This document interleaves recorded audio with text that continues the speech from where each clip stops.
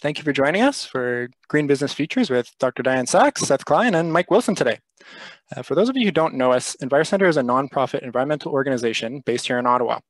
Our core mission supports sustainable lifestyles, which means that we encourage people to take action on climate in their own lives, in their homes, their workplace and businesses, their communities, and of course, right here in our city.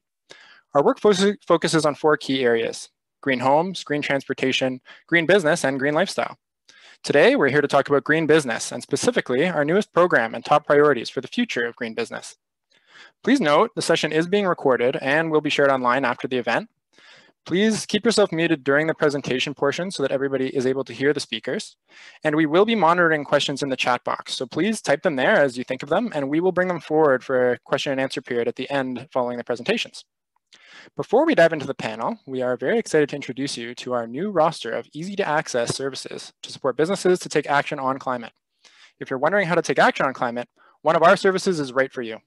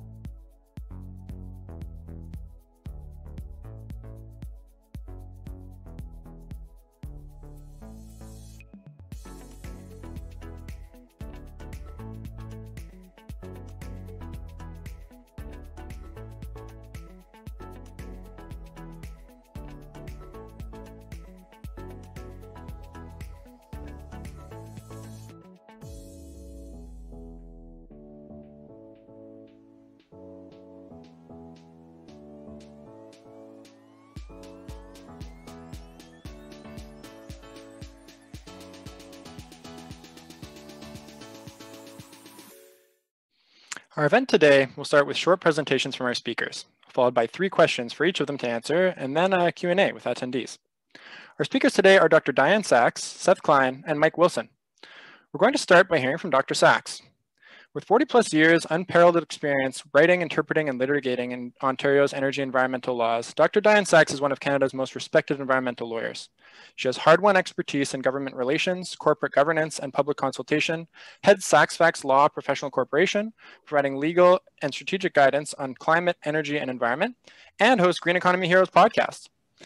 She was also recently appointed the Deputy Leader of the Green Party of Ontario. Dr. Saxe, thank you for joining us, and you have the digital floor. Thank you very much, and great to have everybody here. Okay, so I'm talking about what the role of business is. We know it's not going to be easy, but it is going to be worth it. And the key thing is we do actually know the key things we have to do. We have to reduce carbon sources, the sources of climate pollution.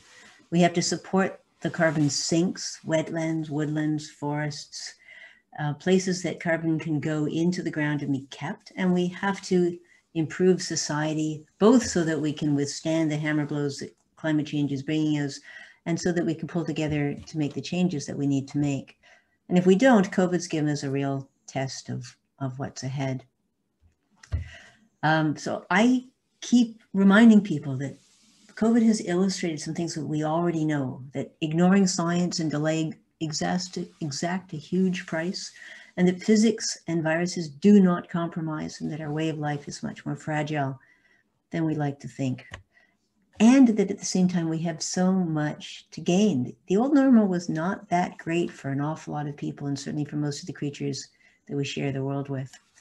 So individual action does matter, for sure. This was my very last report before our office was abolished. Collective action matters far more. Individual action is powerfully directed by infrastructure and policy and the systems that we're enmeshed in, and collective problems need collective actions. And that's why government was invented. But what's the role of business? So I suggest that there are three key things that businesses can do, should do, that we need business to do. The first is to provide a net benefit to the community. Business was not invented to just enrich a few at any cost. And that's not an acceptable way to conduct business anymore. I'm really glad to hear this message coming from many people at the top of the business community around the world. The second thing we need business to do is to speak up for good public policy. We often see, certainly the current government in Ontario, portraying good policy, good environmental policy, good climate policy as being bad for the economy and opposed by business. Business voices need to speak up for what is good policy. And of course, we need business to do what business does best, which is to lead, invest, innovate, collaborate, compete, and give us better paths to a green economy. How to speak up? Well, this is the 11 magic words from Ed Maybach, one of our best experts. Sorry, it's his colleague who's an expert. But anyway, 11 magic words I'd like you to memorize, and please say them back to me. Simple, clear messages. I can't hear you. Simple, clear messages repeated often by a variety of trusted voices. And each of you is a trusted voice in your community. There are people who trust you, and there are others that you can influence who are trusted voices. So using your voice to get your message out and to encourage others to speak up, tremendously important. How to lead as a green business? Well, one of the exciting things for me as I do my podcast, I have a podcast called Green Economy Heroes, where I'm interviewing green business leaders from across Canada. And it's really been exciting to find out how many different kinds of people, how many different kinds of ways there are to do it, all ages, all genders, backgrounds, locations, all kinds of approaches, and the ways they're finding to reduce our collective climate footprint. And you can find them all at my website, SaxeFacts.com Climate Podcast, or just go to my website and look for the podcast. But in this lower right-hand corner, I just did a word cloud of just a few of the examples, the ways that people are finding to reduce their carbon footprint. And the message that I take from this is that in almost every corner of our economy, there are opportunities, and there are passionate people looking for a way to make that real. Can you make a difference? Well, I mean, the short answer, of course, is yes. Start small now and then do more. And then when you start small, think about, can you improve more than one problem? So the reason I've got a picture in here about a hot kitchen is think about what it's like to work in a restaurant kitchen in the summer. It's brutally hot, very, very difficult for the people who work there, and very expensive for the business because they're paying for cooling, air conditioning, to try to keep the space cool enough so that people don't fall over, and at the same time that they're paying for all the heat that goes into the air. And one of the simplest things that a restaurant can do is change gas heaters to induction heaters that still cook the food, are wonderful for the chefs, but don't heat the room to an extent where people get sick, dramatically reduce the cooling load, dramatically reduce the cost, but make the living and working conditions better for the staff. Telling your story, tremendously important. Again, I've been really impressed as I listen to the wonderful stories that I'm hearing from people right across the country, and very often they haven't told these stories before. Many of these stories do touch people's heads, really interesting approaches to problems, touch people's hearts, both with the passion that they're being delivered and the wonderful things they've been able to do, and also quite often that make things less expensive. Driving an electric bus, for example, is now less expensive for a transit operator, both because of the fuel savings and because of the maintenance savings, and because the equipment has improved so much. So for many corners of our economy, it is already cheaper to do the right thing. It's just different. Joining business associations, tremendously important. Business associations have a large political voice. That voice is set to a significant extent by the committees. Get on a committee, tell your story, ask for climate action, can have a huge impact. And then finally, there's the question of who you can help. Now, this time of year, I don't know about you, but I'm getting requests for money several times a day. And a lot of businesses don't have as much money this year because of the pandemic. But money isn't the only way you can help. What they taught us on nonprofit boards was that everyone has these 4 T's: your time, your talent, your ties or your network, and treasure or money. If you've got money to spare, lots of wonderful causes to do with it. But if you don't have money to spare, you still have a lot of ways to help others who are working in the green economy. And everything that we do to make others do better helps us all collectively, and will also make you feel a lot better about yourself. And it tends to go around, come around, and help you as well. Action together feels better than anxiety. We may not be able to get into the streets right now, but there are other ways to help and to speak up. And when we have the virus, we will be back in the streets. So think about what you can do that with other people to help make things better. So who'd like to have some hope? Well, you know, I'm always got my hand up for hope, and this is still the only formula I know. We have to know what's going on, even though the facts are pretty grim. And then we have to find other people to take action with. No one can do everything. Everyone can do something. Everybody here can do something. Thank you. Thank you, Dianne. Our next speaker today is Seth Klein. Seth Klein served for 22 years as the founding British Columbia director of the Canadian Centre for Policy Alternatives, a public policy research institute committed to social, economic, and environmental justice. He is now a freelance researcher, writer, consultant, and speaker, and an adjunct professor with Simon Fraser University's Urban Studies program. Seth's new book, A Good War, Mobilizing Canada for the Climate Emergency, was released in September 2020. Seth's research deals primarily with climate policy and climate justice, fiscal policy, taxation, welfare policy, poverty, inequality, economic security, and job creation. Seth, the floor is now yours. Thanks very much, Melanie, and nice to be with you all. Nice to be doing this panel with Dianne and with Mike. I'm coming to you from the unceded territories of the Musqueam, Squamish, and Tsleil-Waututh Nations, otherwise known as Vancouver. And yeah, I wrote this book that came out 3 months ago, and I'm going to be drawing heavily on it in my opening comments and saying some things that I suspect some of you will find a little provocative.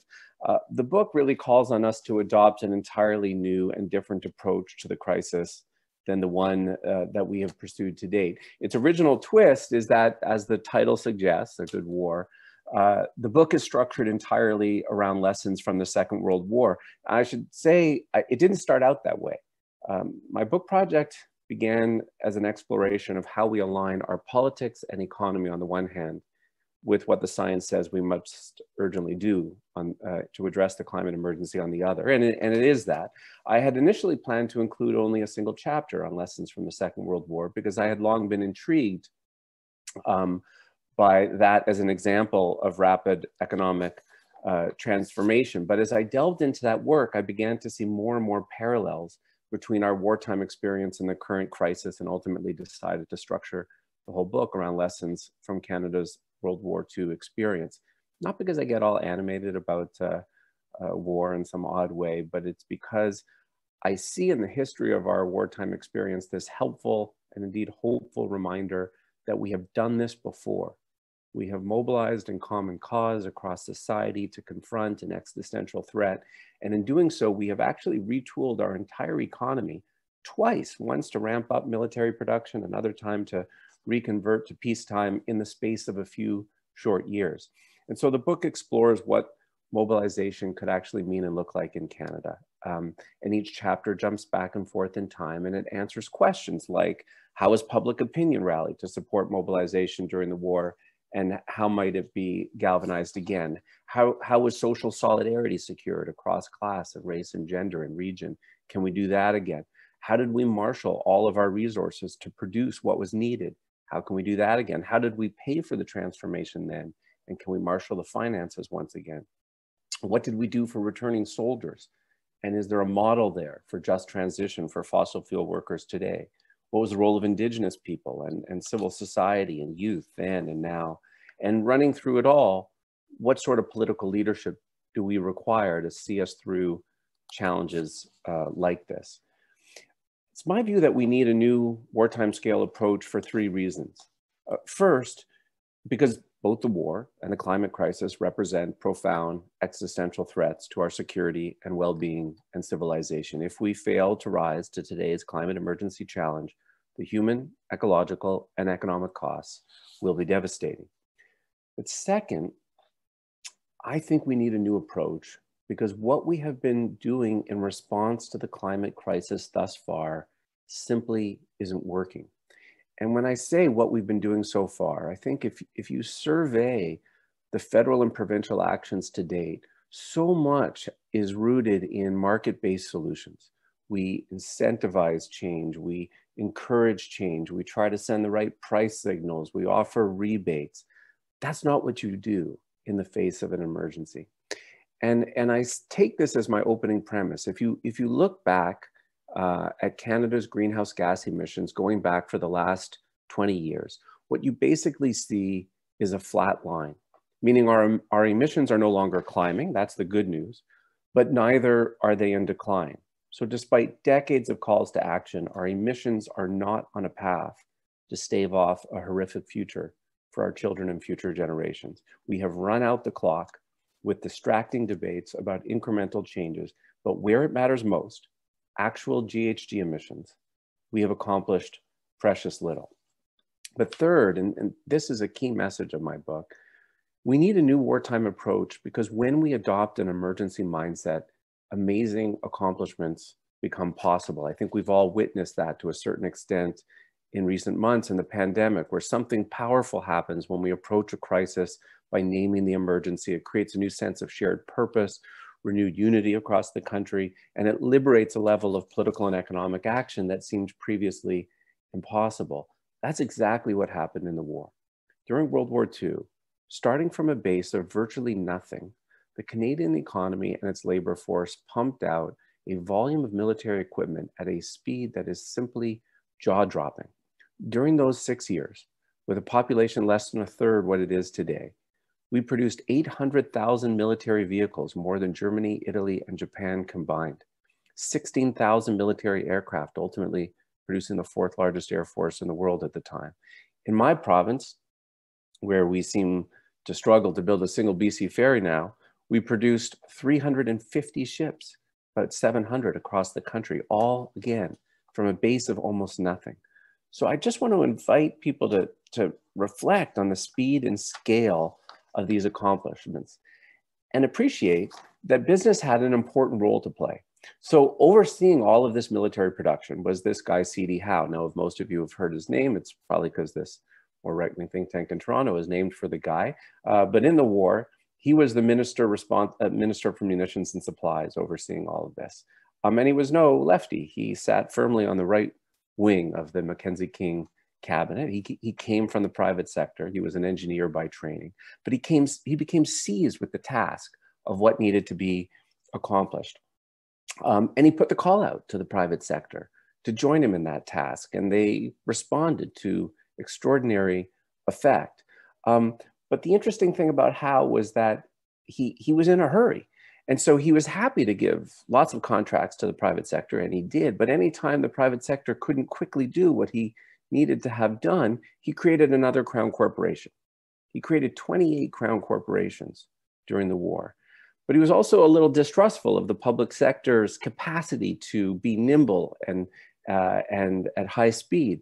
And so he recruited over 100 senior executives from the private sector to serve as what were called $1-a-year men, they were all men at the time, during the war to head up these crown corporations. And not only to head up the crown corporations, he was carefully controlling and coordinating all of the key supply chains, all the key inputs, machine tools, rubber, silk, timber, coal, fuel, all of it is being carefully coordinated, and he was appointing $1-a-year men to serve as controllers of all of those supply chains. You also saw business leaders, in addition to enlisting, of course, many of them by the thousands, making the older ones making extraordinary financial contributions to the war effort. And what strikes me as remarkable about them is that as much as they were eager to have a role in all of this, they understood that in the face of an emergency, the changes had to be state-led. And so my book draws upon these lessons to reimagine how we can expedite a transition like this again. I think we need, like C.D. Howe did, to conduct an inventory of all of what we will need to electrify everything. How many electric buses, how many electric heat pumps, how many solar arrays, how many wind turbines, and then maybe we need a new generation of crown corporations to expedite the manufacture and deployment of these items at the requisite scale. Big picture to me is this, and really this is my key message today. We cannot spend the next 10 years asking the same questions as the last 10 years. The next 10 years will make us or break us, and the task now is all about speed and scale and ambition. And the solutions are going to have to be state-led. And that means this moment is and here I agree with much of what Dianne has said. The solutions are much less about what you do in your personal or business lives, although by all means, as quickly as you can, electrify your homes and your businesses. But it is much more about political organizing. If we spend the next 10 years contemplating the same questions and solutions and how to get people to voluntarily adopt these kinds of measures with the right price signals or incentives, I think we're fried. I've been asked many times since my book came out, how do you know when a government is in emergency mode? And for me, there's really 4 markers of when you know. First of all, you spend what it takes to win. Second, you create new economic institutions to get the job done, like those crown corporations. Third, you shift from voluntary and incentive-based policies to mandatory measures as required, with certain things being required by clear near-term dates.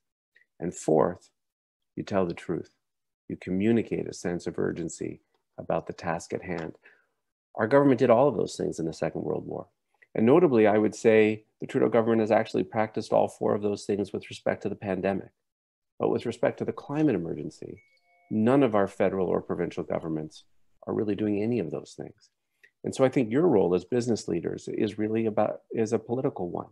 Bring your influence, your leadership, your business talents to that task at hand. But that's the task of our lives at this time, I think. Thanks. Thank you so much, Seth, and good luck with your book tour, virtual book tour. So our next speaker today is Mike Wilson. Mike Wilson began his career as a lawyer in Toronto, left to become senior policy advisor to the federal environment minister, and then went on to hold a series of increasingly senior roles in the government of Canada. During his career in government, he was responsible for creating the government's Clean Air Agenda, led Environment Canada's environmental assessment program, and spearheaded a successful public-private initiative to strengthen the role of sustainability in investment decisions. As the executive director of the Smart Prosperity Institute, Mike leads a dynamic and accomplished team, producing cutting-edge research, policy advice, and communication strategies for clean economic growth across the Canadian economy.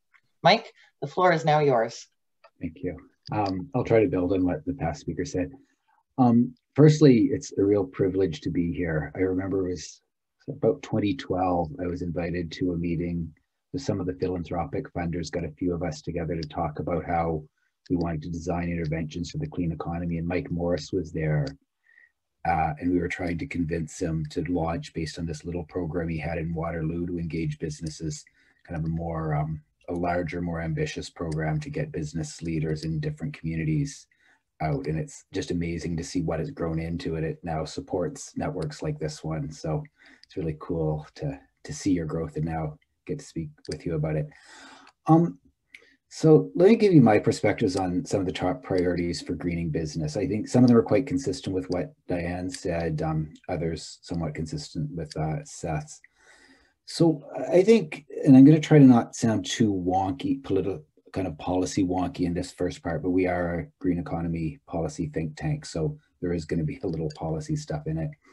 So I think the first thing that we need to do with businesses and for businesses is making sure that we get like we know the right package that will help businesses behave in a more environmentally friendly and a greener way. And it's some combination of getting the market signals right, getting consumer incentives right, getting the regulatory systems right, using the massive power that government has in its procurement programs. We've, as an institution, we've looked pretty extensively at what it takes business and what kind of support businesses need to move their innovation systems in a cleaner direction. And it's everything like getting those market signals. So getting a carbon tax, it would be a good example in place and at a level that really does push investment decisions at the company level. It's getting public funding into critical phases of a company's kind of green transition or green startup. There's some areas that Canada's notoriously underfunded and bad at, so it's directing public money at those areas to help them scale up and turn from really small companies that are doing good green things to larger companies that are doing good green things. One of the key is using public procurement tools to get create markets for green products and get more green products out there and prove for those companies that prove to other customers that they have valuable services, and fixing the regulatory system, allowing for experimentation with greener, more ambitious innovation. It's usually called regulatory sandboxes, but giving some regulatory flexibilities for companies that are willing to try to take a leadership position, but where there's some risk involved in that. That's kind of some of the wonky things. And if you look at the Smart Prosperity Institute website and look at some of our clean innovation material, you get some really practical examples of things that can be done. At a more practical level, I would say for businesses, and this is quite consistent with some of the things Dianne said, it maybe builds off where she left off saying businesses must lead and innovate. I have a few thoughts on how that can happen. So firstly, I think business needs an agenda that will tip the playing field toward supplying greener products and services. And I think they're in a difficult spot. Like consumers, they consistently say that they want to purchase green products or procure greener services, but it's hard to do it because it's more expensive. So I think businesses have to organize together and embrace an agenda that will make the policy shifts that we've all talked about in this panel. And as Dianne alluded to, it's really difficult because the traditional business interests and some of the entrenched, the locked in business interests are extremely well organized. They're supported by very strong industry associations, and they have a really well organized agenda that they have funding to put out. There's always been a challenge for companies in the greener space to organize themselves to the same effect. There've been a couple attempts that I've seen over my career. Canadian Environmental Industry Alliance being one of the earlier ones, and they've never quite managed to come together and create a coherent and powerful agenda. With the attention being, and Seth really hit on this, with the attention being paid to the climate emergency now, this is probably a great time for businesses to come together and put their collective weight behind a really practical agenda that helps them succeed and helps get the policy and market incentives they need to succeed. This is where probably Seth and I differ somewhat. I think you can do more with market incentives than we've done in the past. But I would agree, it's certainly not the entire solution. And then the last thing I was going to say, at a really, really practical level, we're asked to speak about what does business need to do now. I think there just have to be more people like this that are willing to join these coalitions, put time and effort into these coalitions, unfortunately probably put some of their money into these coalitions, and show that there is a strong, that the businesses that want to be environmental leaders or want to be climate change leaders, they do have a strong collective voice and they have a collective agenda, and make known the incentives or the regulatory signals or the investments that need to be done to support their transition. Thanks. Thank you so much, Mike. And thank you to all of our speakers for your presentations. We're now going to move on to the question round with our panelists. So we've got 3 questions. And we're going to start with Mike to answer this first question, and then we'll ask the rest of our speakers to answer the same question. So Mike, as a small business, I'm not sure I have the capacity or influence to affect change or have a positive impact. Do I? So I'm gonna parse out do you have the capacity and do you have the kind of the ability, the potential? I think, you know, a lot of my talk was like, how do you organize yourself to have impact and get those policy signals and market signals changed? I think the beauty of the Canadian system is community players are really empowered. You know, I take Ottawa for an example. You have Catherine McKenna as a local MP. She is a force in Parliament, and she's really tightly connected to the local community. So I think, and is really actively trying to activate that local community. So I think there's a huge opportunity for businesses to come together with collective voice and ask for things. And I think the Canadian system is better set up than most international systems to hear those local voices and those local needs and be policy responsive to that. So I think there's a lot of potential. I think doing it is really, really hard because smaller businesses and green businesses, more than most, do not have a lot of spare time and a lot of spare cash. You know, I know it's not true of all the companies in these networks, but a lot of them are. They have major cash flow issues, and they don't have government relations branches, for instance. So how do you carve out the time and the money to create that agenda? I think that's a really big challenge. I think it's worth taking on, but I acknowledge that it's harder for a small company than it is for a Shell Canada to create and affect a political agenda like that. Thanks, Mike. Dr. Saxe, the same question for you. Well, I'm not quite as pessimistic as Mike. I think certainly it's true that running a small business is hard. I ran a small business for 25 years and I'm doing it again. And absolutely, the days are full. But I think people underestimate how much of a difference it makes if they do speak up, whether alone or finding other people to speak up with. It's better with other people, it's easier, it's more fun. But even single voices make a difference. And so one of the ways to do that is to make relationships that matter. So for example, the Climate Caucus is an association of municipal councillors and mayors across the country who are strongly interested in climate action. And the members of that caucus, the councillors who are working on these issues, the thing they need probably more than anything else is to have business voices supporting them. So if you have someone in your municipality, ideally your councillor, but someone in your municipality is on the Climate Caucus or interested in climate issues, they should join the Climate Caucus. And then if you say to that councillor and their staff, I am really interested in these issues, tell me how I can support you. When is a critical issue coming up where you need to hear from the community?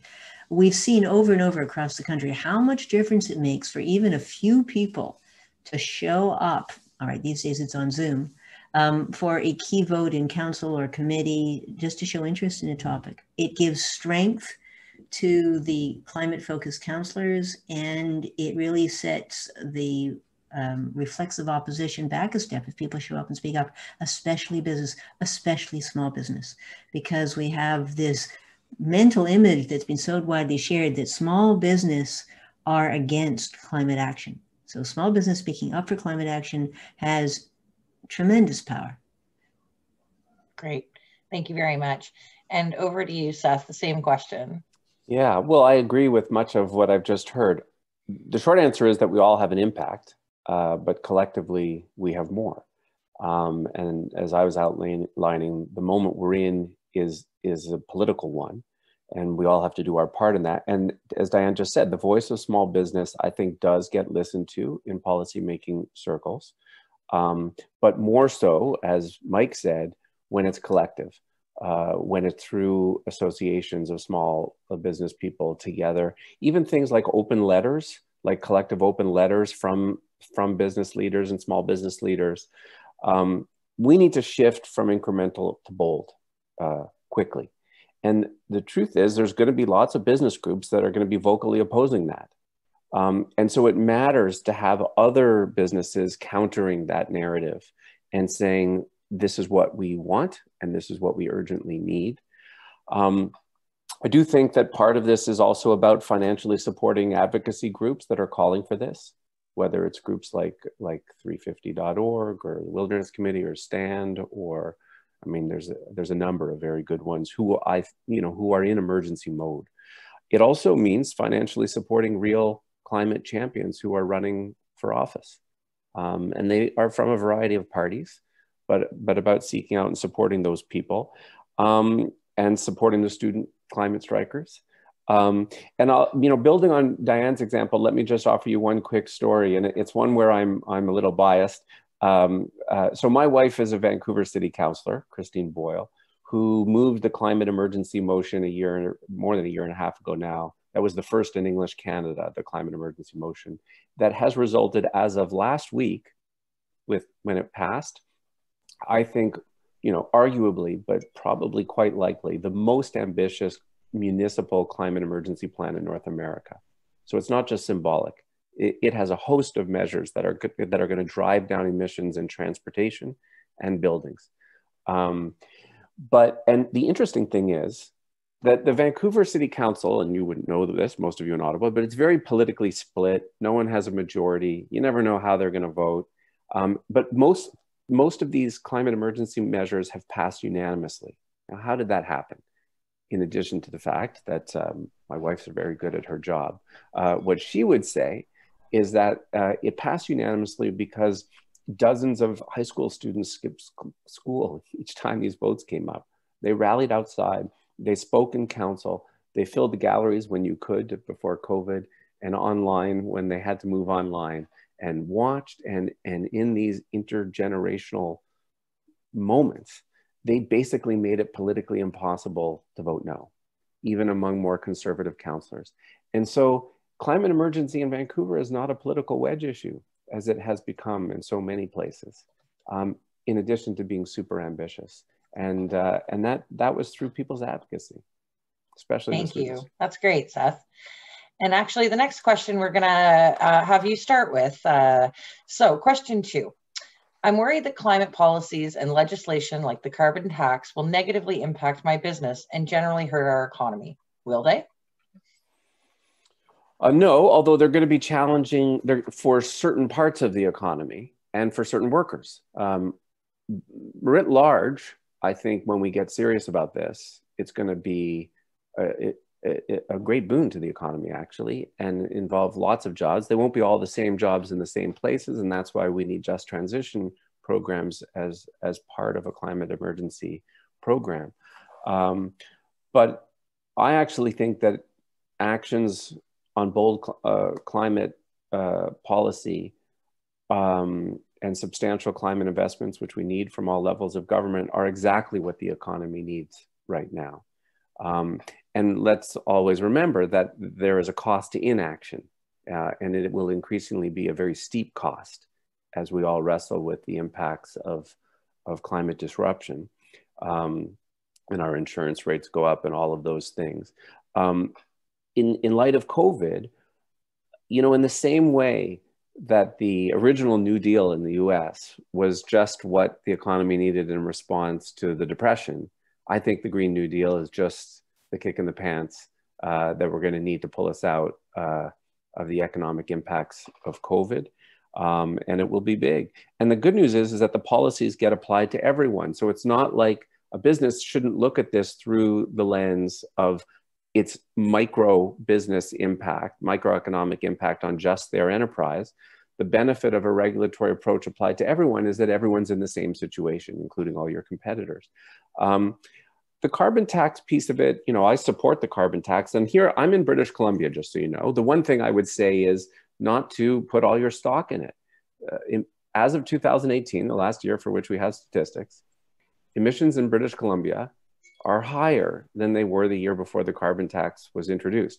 On the flip side, there's no indication that it's been disruptive to the economy. Before COVID, British Columbia had one of the strongest performing economies in the country. So there's certainly no reason to fear it, but neither is there reason to put too much stock in its GHG potential. Thank you. And Mike, over to you, same question. Okay, I could talk about carbon tax forever, but I'll start where Seth kind of left off. So 3 really quick stories. We were, about a year ago, the trade union that represents construction workers came to us and said they were getting lobbied quite heavily to oppose the carbon tax, the national carbon tax. And they asked us to do some research. So we did some economic modeling on how the carbon tax was going to affect the construction industry. It was an absolutely counterintuitive result for them. So what the model showed is that you'd have income into the construction industry going up $2.5 billion over the next 6 years. You'd have 20,000 jobs created directly in the construction sector and another 25 jobs kind of adjacent to the construction sector by having the carbon price in place. That was very surprising to them and not at all what they've been told. So when it comes to the carbon price, question what you're hearing from lobbyists on it. I think the second story, this is from what Seth was saying, we studied the BC carbon tax quite extensively. When it was put in place, when you compared British Columbia's both economic growth and GHG trajectories, its economy improved more than any other province second. It was second in economic growth in the country over the years that the carbon tax was first in place, and its GHG emissions both decoupled from economic growth and went down more than any other, or kind of there were better emissions results than any other province in the country. So it did work, and it at the very least was not harmful to the BC economy. It may have even boosted innovation in the BC economy a little bit. So it can be a good thing. But then I guess that last point that Seth also was touching on, how much reliance can we put on a carbon tax? I would say the most aggressive and optimistic economic modeling has shown a price on carbon, even at quite a high level, will deliver at most half of the emissions reductions we need if we're going to meet our target of having a carbon neutral economy. I think the more realistic ones are probably it's about 25% of the job. So that's where you really have to look at other policies like direct innovation, incentivization, and some of the other ones I talked about. So carbon tax can do some of the heavy lifting, but not a lot, and don't be scared of it. Great, thank you so much. And finally, Dr. Saxe, same question for you. We have to begin by remembering that there is no consequence option. So the first thing we have to remember is that the climate damage is here, it's increasing, it will be enormous, it will be many, many times larger than the cost of action. So that's the first thing. The second thing is once we accept that we do have to make changes in our economy, and in particular, we have to dramatically reduce our reliance on fossil fuels. So once we accept that, then to me, the logical next question is, what's the cheapest way of doing that? And the Nobel Prize was given to William Nordhaus for proving that the cheapest way to do it, or at least to get a lot of it, is through putting a price on carbon. The third thing is that getting the temperature down is only part of the story. There are a lot of other things in the old normal that were not good for most people, and certainly for most of the creatures that we share the planet with. So the question has to be not just what is the cheapest way of getting our fossil fuels down, although that is an important question, but what other problems can we make better at the same time? So in answer to the heart of the question, is the carbon tax bad for me? Is it bad for my business? Will it hurt me? I'm with Mike. Don't be afraid of it. Of the tools we have, it's one of the best around. And if you want to play with the tools, I greatly recommend the Climate Interactive En-ROADS Policy Simulator. Anybody can go and you can try all the tools you want in the order you want and see which ones have how much impact, how do they affect the cost of energy, and so on. And what you'll see is that it's really hard to do what we need to do without a carbon price, but a carbon price won't do it by itself. It's an important part of the toolkit, and we saw that in Ontario. Also, a lot depends what you do with the money. Having a carbon tax is only one of the threshold questions. There's huge design questions. There's huge questions about what you do with the money, and this tends to get ignored. So I think the bottom line of the carbon tax is, I'm with Mike, don't be afraid of it, but it can be better than the one we have now. The one we have now is low and not all that well designed. It's a good step in the right direction, but it was only the first step. Now we need to fix it. Great. Thank you very much. All right, and we'll start with you, Dianne, with our last question. Oh, I'm sorry. We're going to start with, yes, Dianne. I want to electrify my fleet, go zero waste, and participate in 100% circular economy, but it seems impossible. What can I do today? Well, yes, trying to do everything immediately perfectly never worked for me. It's just trying to do too much. So that's why I said in my slides, the best time to start is 10 years ago. Second best time is today. And when you pick what to start with, it's some combination of where's your biggest opportunity, like where do you use fossil fuels the most, and what's going to solve your other problems. Like in the example of the kitchen, where the cooks are, really struggling because it's so hot, and you're paying extra for air conditioning. So look around for those opportunities that both reduce your fossil fuel use and make something else better. That would be a good place to start. Of course, I know you guys are in the business of giving people advice on how to start. But if all else fails, just start something. Don't insist on having it all figured out perfectly in advance. None of us have it all figured out perfectly in advance. But when you do one thing, the next thing becomes a little easier. And when you do one thing with other people, the next thing becomes easier. And I think what I'm finding, again, as I talk to entrepreneurs across the country, is that it gives them so much comfort, pride, ability to face their children in the face, that they're doing some of the right things, even when it's hard, that it has carried them forward to doing more and more.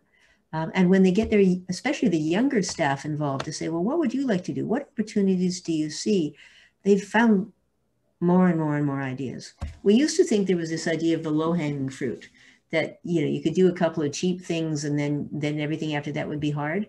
That isn't how it turns out for lots of businesses. You do one thing and then you say, oh, I could do this other thing. And once you do the second thing, there are more opportunities. So start now. Great, thank you. And Mike, over to you for the same question. I find there's so many different ways you can answer this question. I think I'll try three quick. So one, is a business owner, especially if it's a medium to larger size business, integrate environmental consideration and environmental investment cases into your core governance structure. Going back like a million years, my wife's first job was with Nike, and they just acquired Bauer, the hockey company. And one of Nike's rules is that in the C-suite, there had to be someone who was responsible for environmental issues. It was a game changer for Bauer. Like, you didn't have executives at that time thinking about managing environment as anything other than a risk. And so turning it into a profit center was transformative in how they manage the issue. So there's a corporate governance piece. Then I said in my introductions, organize with other business owners and business leaders to get the policy and political changes that you want. And I think the third, I guess, there's a million different really small and practical things that you can do from, like you would all know them a lot better than I would, but purchasing used equipment, just those basic things in any list of things that small businesses can do to be more environmentally responsible and more circular. And I would say the last thing, because you had circular economy in the question, and someone mentioned circular economy in the chat, I think we've got more than a climate crisis. We have a planetary boundary crisis, and it's not just about the climate. It's not just about GHG emissions. Circular economy is a wonderful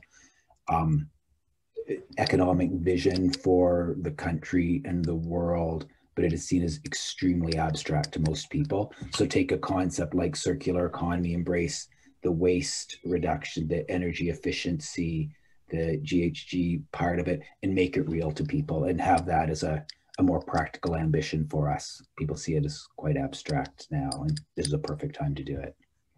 Great, thank you. And finally, Seth, the same question. So if I may, I just want to circle back to the last discussion for a moment, just to offer this observation. I mentioned in my talk how our GHG emissions in Canada are flat. If you break that out by province, BC's are also flat. Alberta, Saskatchewan, and Newfoundland have been going up. But the province that has had experienced the most success in actually reducing emissions is where most of you are. It's Ontario. And that was driven by a regulatory decision to phase out coal-powered electricity. And Diane's written lots about that. In answer to this question, so it is indeed hard to do this on your own. I mean, this is part of what I'm trying to say, is that for too long, we've individualized these solutions and made them voluntary, and they need to be systemic and system-wide and required of everyone. And I believe that when we do that, we will actually lower the prices at the same time. Like, let me give you a personal example. I don't run a business. I used to run a nonprofit. Now I'm just on my own. But I have, in terms of electrifying my own life, so I don't have a fossil fuel car anymore.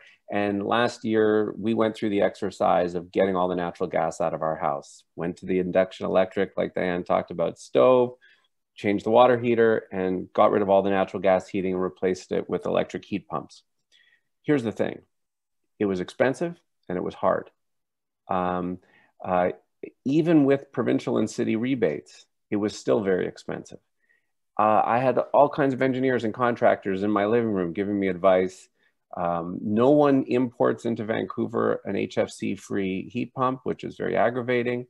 And it was also complicated, even though you won't find a more motivated guy. I just wanted to, at numerous junctures, to run away screaming.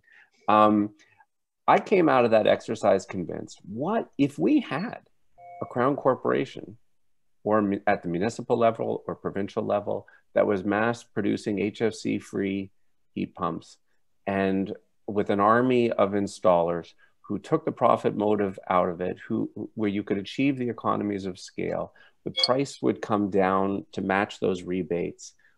It would become much easier. And in the absence of that, my fear is that we're going to have as many new buildings tying into gas as we are going to have people claiming the rebate and trying to do what we did.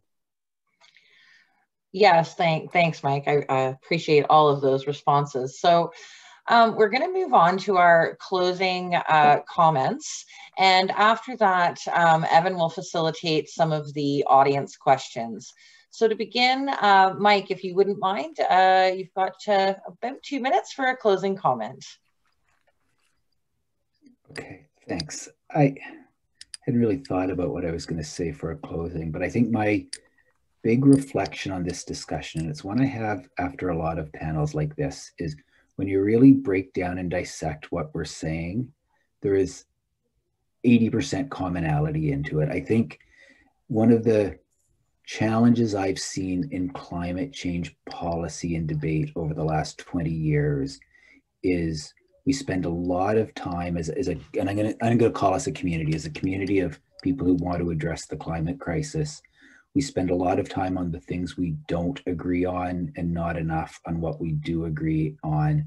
And we're rarely able to operationalize those 12 words that Dianne shared about having a coherent set of messages that we really stand behind, we prove, and we repeat over and over. And we've allowed climate action to become a way more complicated and divisive debate than it probably should be. I think there is a strong consensus that we need to act, and at a pretty high level, there's a pretty decent agreement on the set of things we have to do. And I think most of us can get behind those. And I think we really need to do that. Like, if we're going to meet this moment we're in right now, the people that are kind of on the Save the Climate team need to come together on a pretty simple agenda that we push really hard and consistently, and not pick each other's ideas to death, as I think we are, kind of on the left side of the spectrum. We're prone to do sometimes. Thank you so much, Mike. And Seth? Yeah, I also hadn't sort of planned on a closer here before the Q&A, but I guess I would say this. I do think there's signs of hope out there. The pre-pandemic, the terrain was really shifting and the momentum was really growing. I mean, it was a little over a year ago that we had 1 million people out on the street in response to the call from the students and youth, which was the largest single day of mobilization in Canadian history, as near as I can tell. And then shortly after, these incredible solidarity actions in support of the Wet'suwet'en and Indigenous land defenders, the terrain of public opinion was shifting. I mean, I commissioned some original polling as part of my book research from Abacus, and what that revealed was what it revealed in short was a public ahead of our politics, where a majority of people get the emergency and they are ready to entertain bold action. And that's good. I think a lot of, the things that hold us back, I see a question about it already in the chat. We have in our head, well, we're just a small country. What does it matter? And can we really do this? Those are the questions I think are in a lot of our heads. It does matter what we do as a country. We are small, but we have the highest per capita emissions in the world. And we are the 6th and 4th largest producers of oil and gas in the world. So we got to get our house in order. But I always come back, as I do now with everything, to the war. Canada joined that war 2 years ahead of the United States. In fact, for much of that time, we were the only country in the Western Hemisphere engaged in the war. And at the end of it, and we were much smaller then, 11 million people. And at the end of it, nobody questioned the value and importance of our contributions. And for all of us who wonder, can we really do this in time? This is the challenging moment that we live in. The short answer to that is we don't know. This is an ambiguous time. But it is worth recalling that, I mentioned 11 million people at the time in World War II, over 1 million of them enlisted. And what they didn't know is if we would win. We know how the story ended. They didn't. And they did what they had to do anyway. And I think that's the spirit we need for these next 10 years. Thank you, Seth. And Dr. Saxe, finally, we'll end with your closing remarks and then move on to a Q&A session. I think that there is a huge desire to be part of the solution. I mean, a lot of people don't know how. My impression is that most people feel sort of helpless and alone and frightened. But at the same time, there's a huge desire to be part of the solution, to work on something that allows you to look your kids in the face. And business can be part of that. It's helpful, of course, if the government is providing strong leadership. There's an enormous yearning for strong leadership on that. And we're not getting strong leadership on climate right now from certainly not the Ontario government, which is going rapidly in the other direction on every front it can, and not from the federal government, which is being sort of wishy-washy as Seth has described it, which is, of course, why I've thrown my lot in with the Green Party. But I think there is a wellspring of desire and willingness to work together on making things better if we can see a path forward. So this is a responsibility for all of us, for the talking heads of the world, for the NGOs, for the religious communities, but it's also a significant responsibility for businesses and business associations from what they know to say, here's a way forward, here's a role we can play, we are playing, join us, be part of this, add your strength to this, make us better. And if we all do that, then maybe we really can make so many of the problems that we've been living with better. We don't have to continue to be destroying everything that lives. We don't have to be continuing in a world where some people have more and more and more and more, and most have less and less. This wasn't created by any divine force. This was created by people. If we want to change it, we have to choose to change it. And now is a good time to choose to change it. Thank you, Dianne. And everyone, thank you to Dr. Saxe and all of our speakers for the inspiring closing comments and great answers to our questions. I've scrolled up to the chat. I'm going to make my way through here. If anyone still has questions for our speakers, the panelists, please put them into the chat now and I'll get down to them. I'm going to start with one from Sevilla. She thanked you all for the food for thought by all the speakers, and would like to hear some reflections on why it is that a lot of us are still sleepwalking into the abyss when it comes to climate action, as if in denial. Has there been any research done on this, especially sociological or social psychological? Is there any of that you guys could speak to? I can go.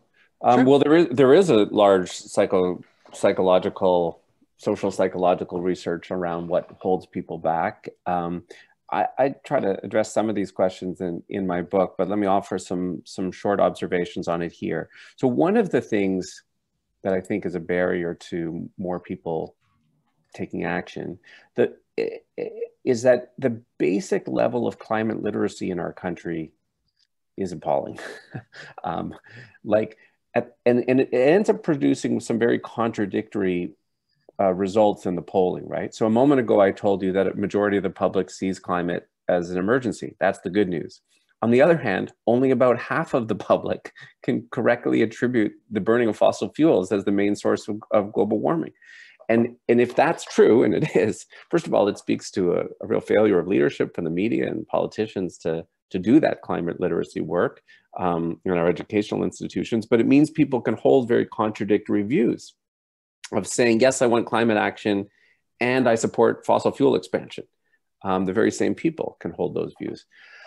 I also, I think we struggle, all of us at some level, in particular our politics, with a form of what I call the new climate denialism, which is to say we get the science, but not yet embrace a policy agenda that aligns with what the science says we have to do. And the reasons for that, I think there are a few. One is, the curse of climate is that it moves in slower motion than the pandemic or a war. And that makes it easy for all of us to kick the can down the road a little bit. There's also how much of the agenda gets captured by the fossil fuel industry itself.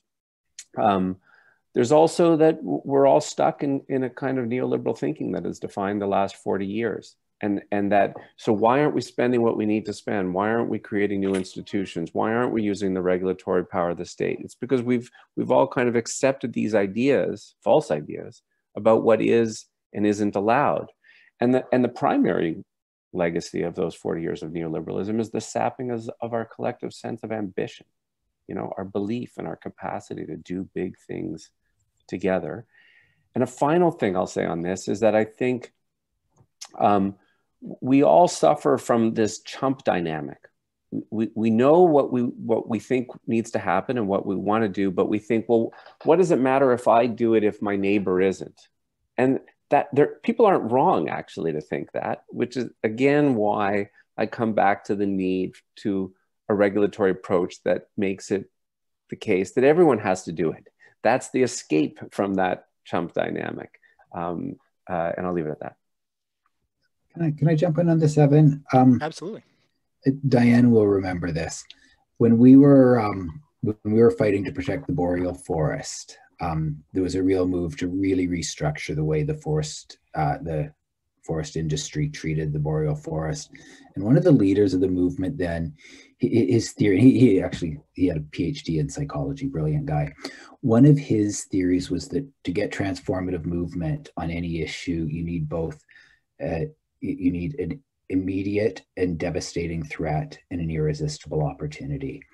And on the boreal, for the forest industry, they were getting shut out of markets by consumer boycotts, but they also had this, they knew they had to modernize their production facilities because even absent the boycotts, they were helplessly inefficient. I think on climate change, before the pandemic, we were really getting to the point where people were seeing climate change as a really immediate threat. They were seeing it around them in forest storms and wildfires. And what we're starting to see as well, and we haven't talked about it in this call, and I should have brought it up earlier, there is an irresistible opportunity. Like irrespective of what Canada does, we know the global economy is decarbonizing quite rapidly.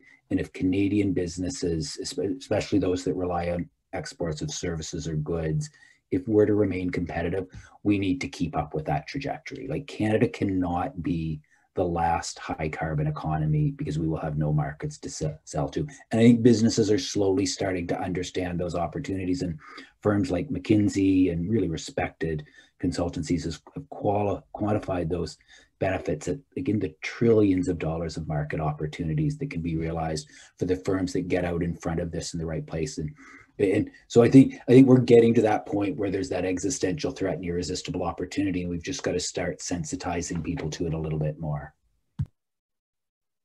Thank you, Mike.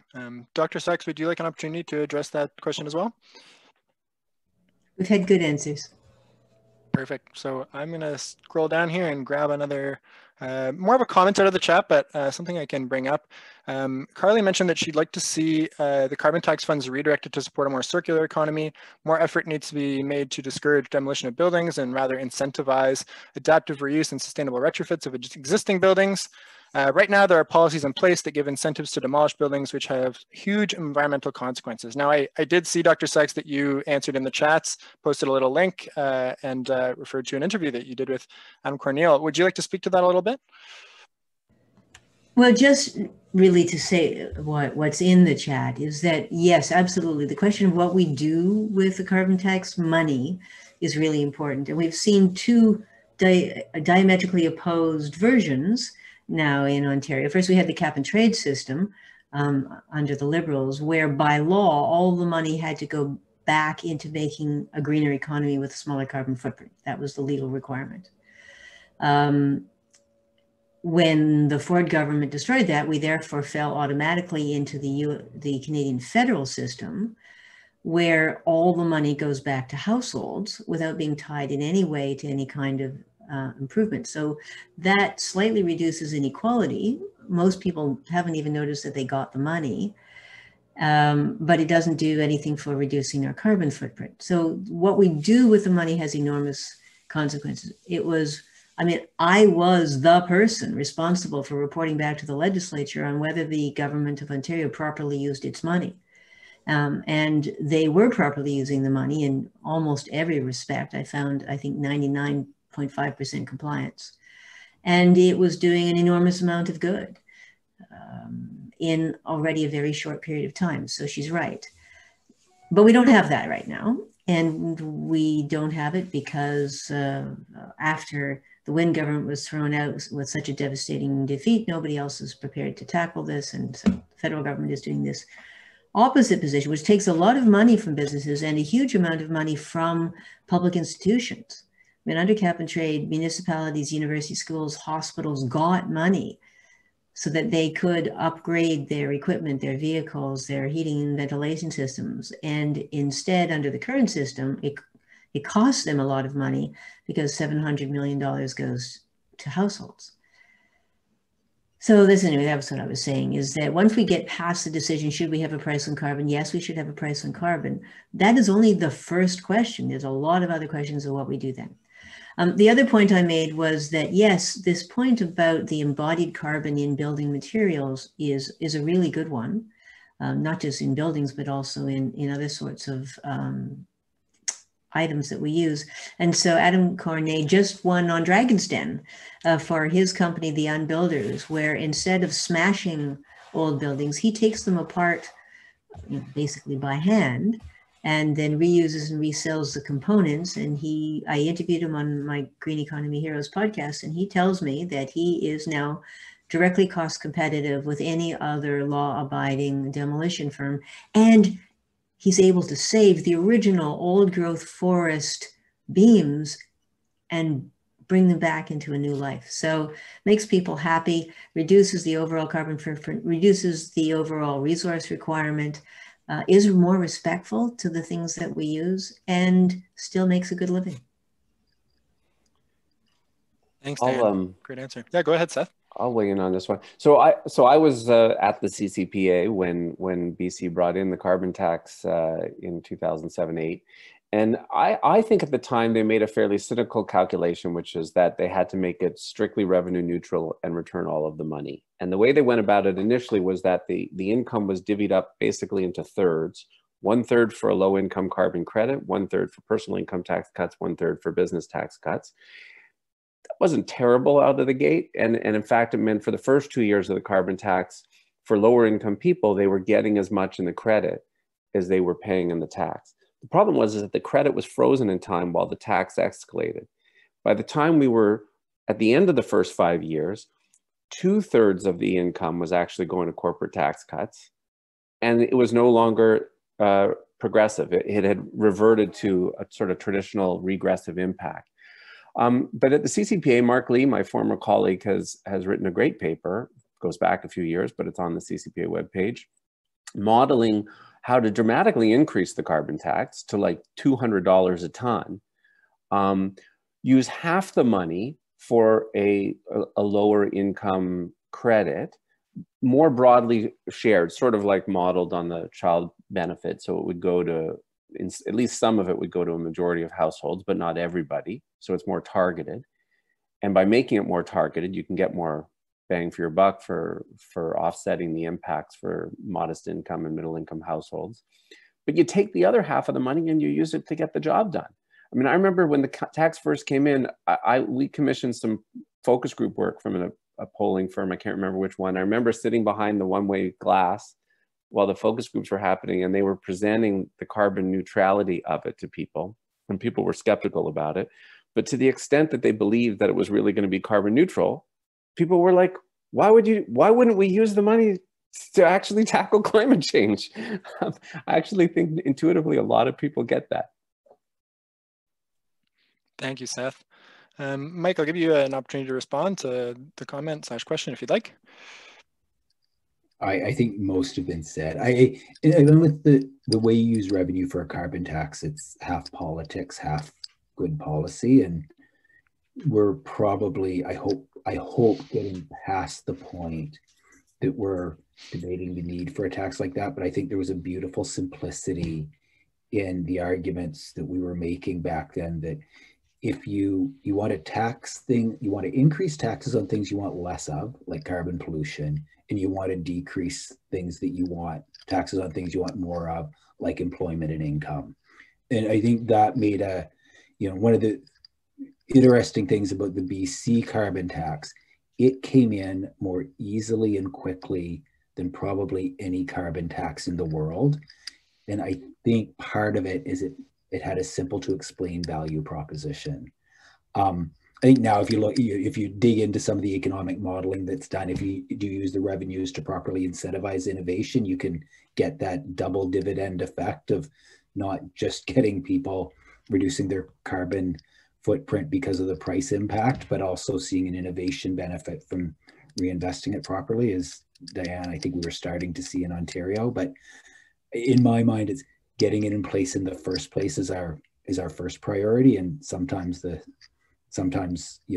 simple narrative is really important. Great, thank you, Mike. I'm just scrolling down.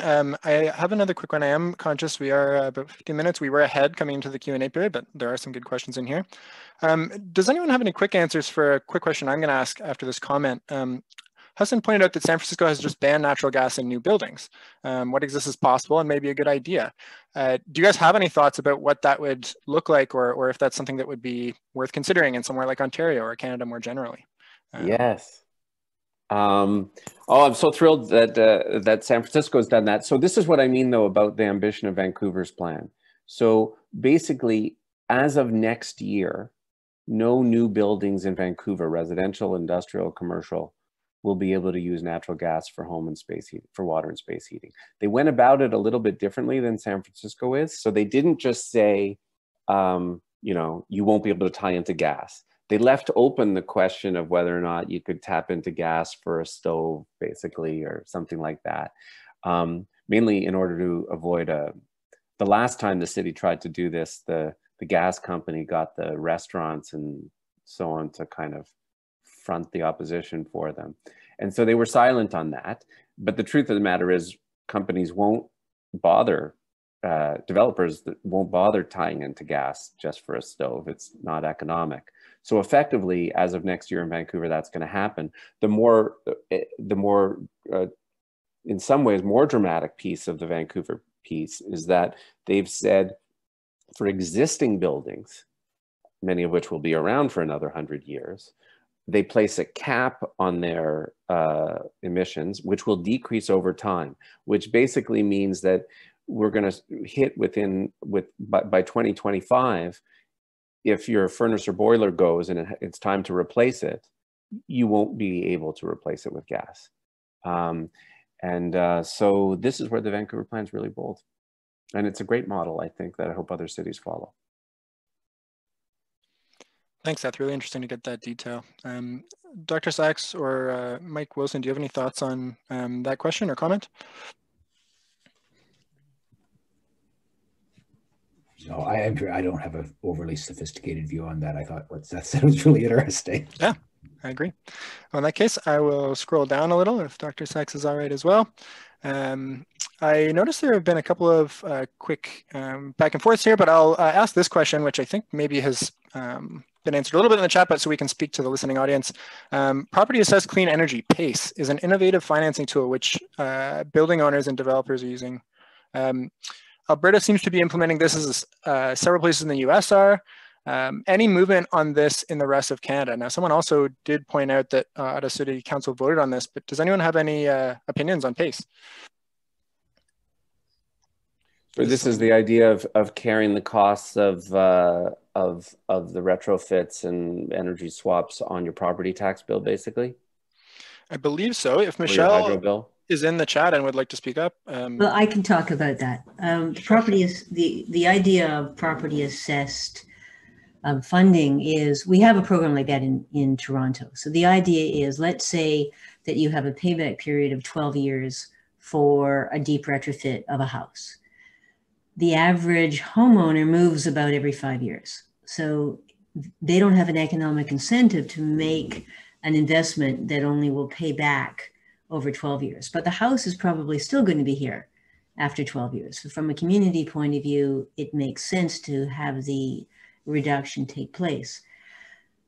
So the City of Toronto, in its HELP program, will lend the money to do the emission reduction, and the owner pays the loan back over the 12 or 15 years, whatever is the assessed time, through their tax system.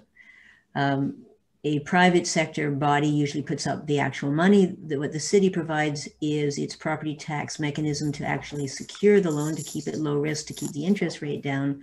What the property owner sees is, if they do really sell in 5 years, is they don't get much benefit during that time, but it doesn't cost them anymore. In the meantime, it's more comfortable to be in the house.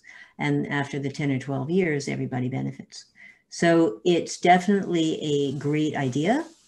And can work very well, to the extent that the main problem is access to upfront capital and the relationship between the payback period and the length of time people stay in the houses. We have an interesting issue in Toronto, and I just reported to Toronto City Council about this, that more than half the people who have applied for this PACE funding didn't get it because their mortgage company wouldn't consent. So the banks are standing in the way, even though it increases the value of the property. So this is another one of those systemic issues where individual action doesn't work because people are caught in bad systems. We need to change the system. I've also suggested that the mayor should write directly to the president of each of these banks and say, will you give us your commitment to support these loans? And if they do that, things might change. I know Vancouver has had a pilot with this, and I know the province is exploring it, but hasn't done it yet. It is one piece of the puzzle. We need stuff like this, where the cost of these renovations stay with the payback stays with the house and not with the owner. And just to add to it, one way of trying to expedite this at a grander scale than through property tax, where we were kind of left with every municipality deciding how much of this they want to do, is actually to do it through the hydro bills, where the province could just offer it up to everybody. So let me jump in at a broader level than PACE. I think one of the most interesting discussions going on in the finance community, both around kind of climate and energy retrofit finance and around land conservation finance, is what they're discovering is there's lots of good investment arguments to be putting money into these things, into energy efficiency, into land conservation. The problem is structurally the finance sector and the investment sector isn't set up for it well. The projects that tend to come out in both the climate space and the conservation space are relatively small. They have absolutely fine payback periods, but they're relatively small, and they're too small to attract large investment capital. They don't meet the kind of the investment threshold caps. So there's all this work being done, creating, you know, informal organizations that amalgamate projects together and do group financing for them. And that, I think that could be a real breakthrough in this space, that if you start putting projects together, you get them to a level that can attract, say, pension fund or institutional investor funding. There is tons of money that is perfectly comfortable with the payback periods, the rates of returns that these projects have. They just don't know how to mobilize yet. And so they're working on, the finance sector is now working on what are the tools or what are the amalgamators you need to create to mobilize those. And that could be a really big shift in getting innovation into those areas. Thanks, Mike, and thanks everyone for the great answers to the audience questions, and thank you to the audience for all the great questions. There are a few more comments and discussions I've been noticing some of the panelists are answering and providing some sources and stuff, so anyone who's curious about anything that's been talked about, I encourage you to scroll through the chat, but it will make very interesting listening. So if no more questions are popping in there, oh, I've got one more about protecting agricultural land. Food security and local food production are important. We may have to take that offline as we're coming to the end of the hour, and we would like to do a quick outro.